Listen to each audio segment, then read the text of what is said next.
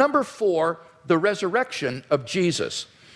The historical person, Jesus of Nazareth, was a remarkable individual.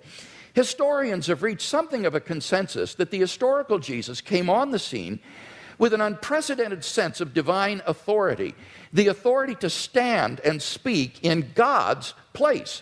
He claimed that in himself the kingdom of God had come, and as visible demonstrations of this fact, he carried out a ministry of miracle working and exorcisms.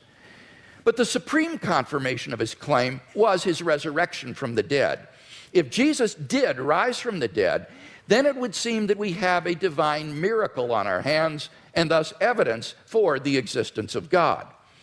Now, most people probably think that the resurrection of Jesus is something you just believe in by faith or not. But there are actually 3 established facts recognized by the majority of New Testament historians today, which I believe are best explained by the resurrection of Jesus. Fact number 1, on the Sunday after his crucifixion, Jesus' tomb was discovered empty by a group of his women followers.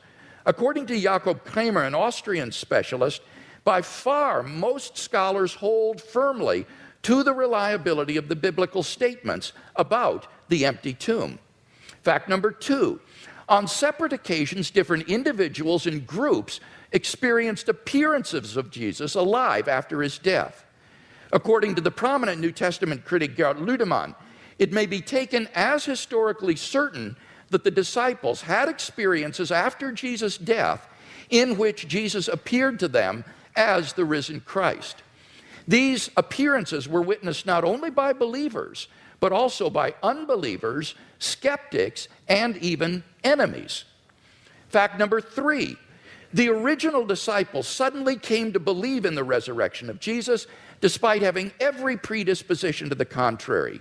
Jews had no belief in a dying, much less rising Messiah, and Jewish beliefs about the afterlife prohibited anyone's rising from the dead before the resurrection at the end of the world.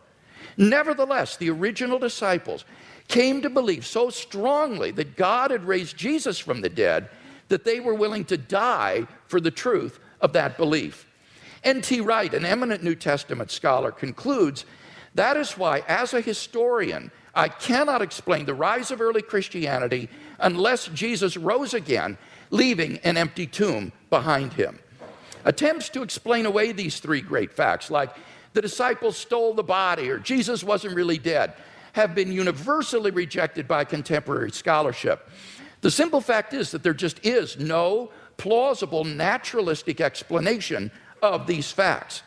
And therefore, it seems to me the Christian is amply justified in believing that Jesus rose from the dead and was who he claimed to be. But that entails that God exists.